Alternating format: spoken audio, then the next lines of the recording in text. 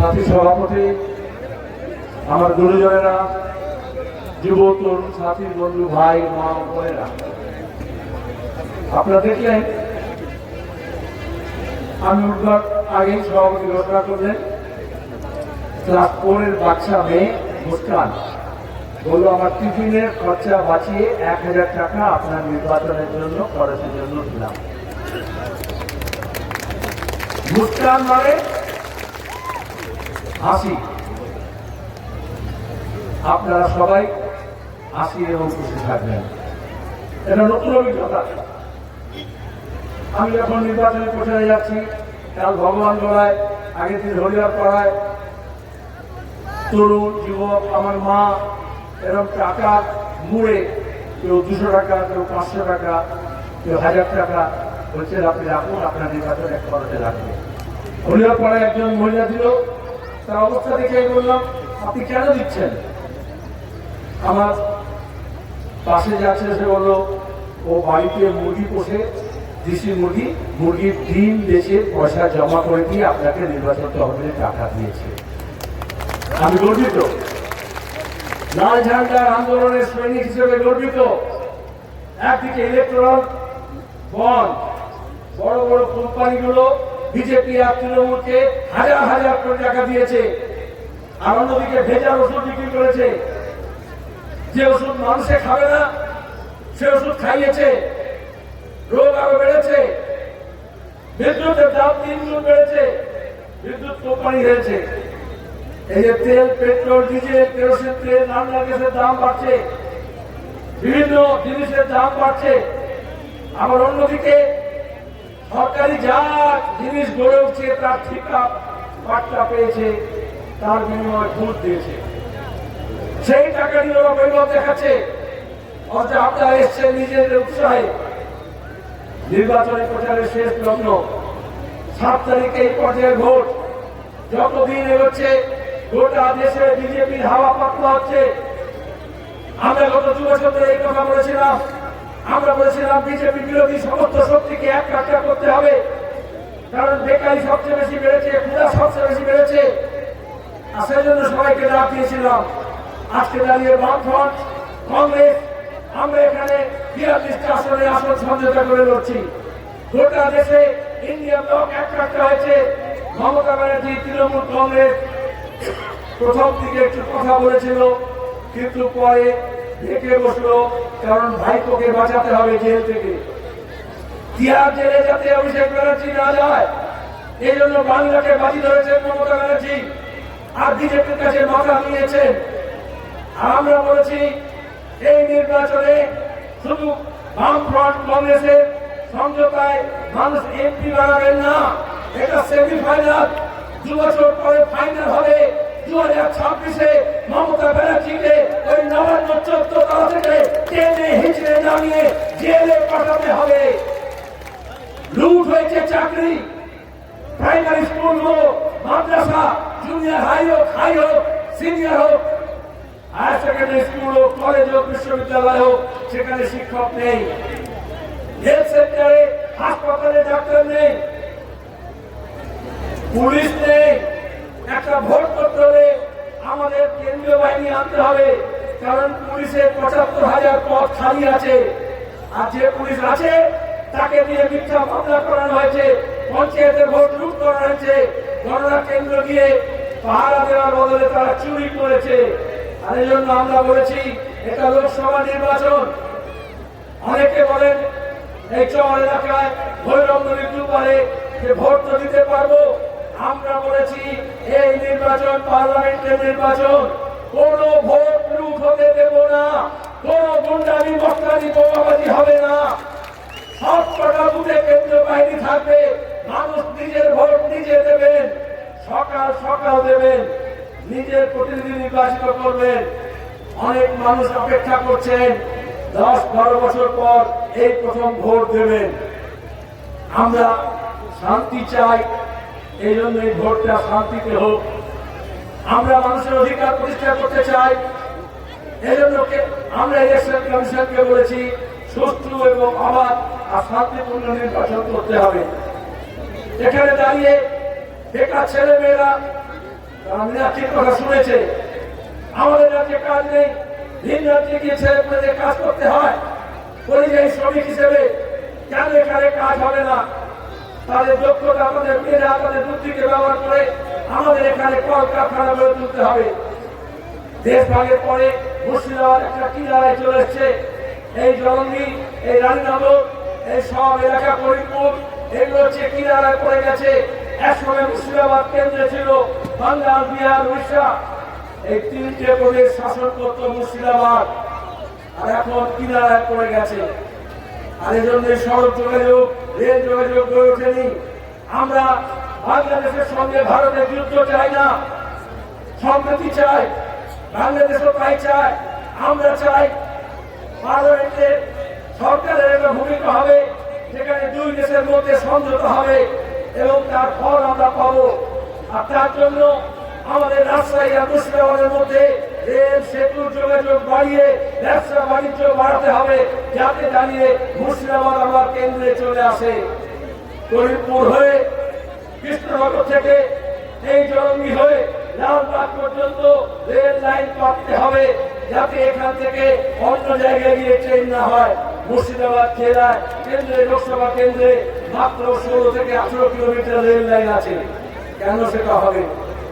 আমাদের rail line চাই। এখানে যে রেলের যোগাযোগ ব্যবস্থা আছে তা গড়ে তোলা সাংসদের কাজ।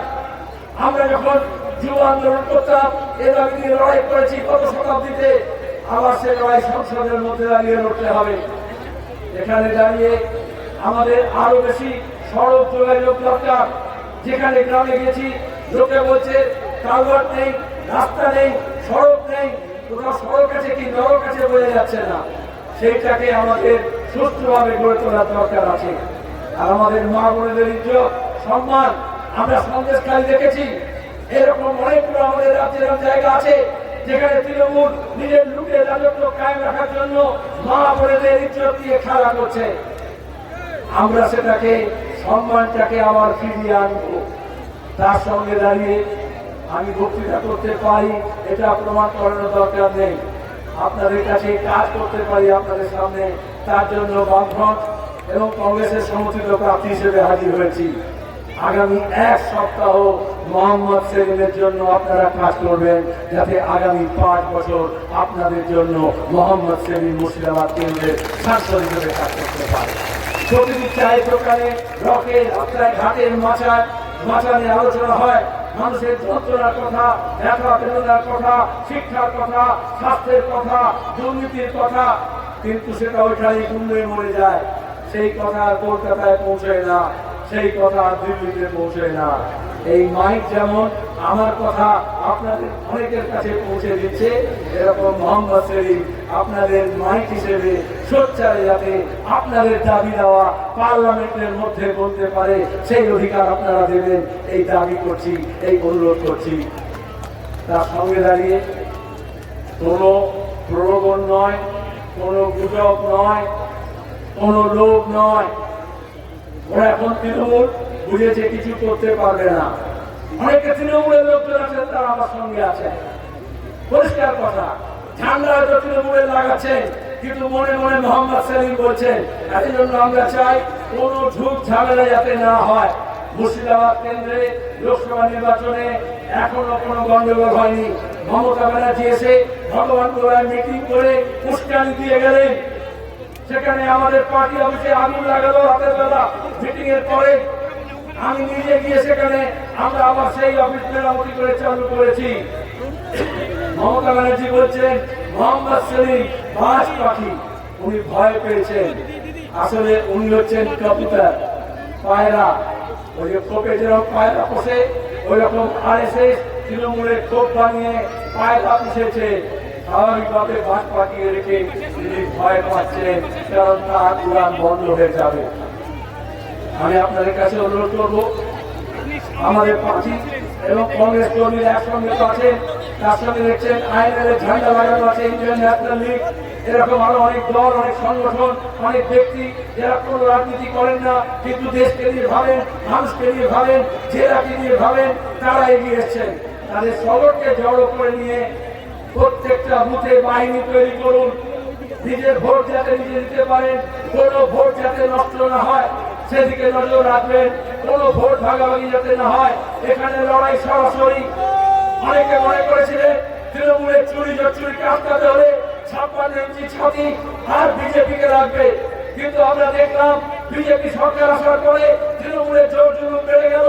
বিচারপতি অমৃতা সিনহা বললেন যে অভিষেক ব্যানার্জির সম্পত্তি বেড়েছে 2013 পরে। 2013 পরে মোদী প্রধানমন্ত্রী হয়েছে, তাহলে এমন চৌকিদার হয়েছে যেখানে চুরি বেড়ে গেছে। আর এই জন্য আমরা চাই যে আজকে তৃণমূল যদি হারাতে হয় তাহলে আমার বিজেপি যারা মনে করেছিলেন শাস্তি দেবে, তৃণমূলকে তারা শাস্তি দেয়নি। হেমন্ত সোরেন জেলে আছে, অরবিন্দ কেজরিওয়াল জেলে আছে, অথচ অভিষেক ব্যানার্জি বাইরে ঘুরে বেড়াচ্ছে। কাকু পড়াশোনার রিপোর্ট পাচ্ছে না। শিক্ষক নিয়োগের দুর্নীতিতে 25,000 ছেলে মেয়ের ভবিষ্যৎ নিয়ে ছিনিমিনি খেলেছেন। আমাদের স্কুলগুলোতে শিক্ষক নেই, গরমের ছুটির পরে যখন স্কুল খুলবে তখন কি অবস্থা হবে?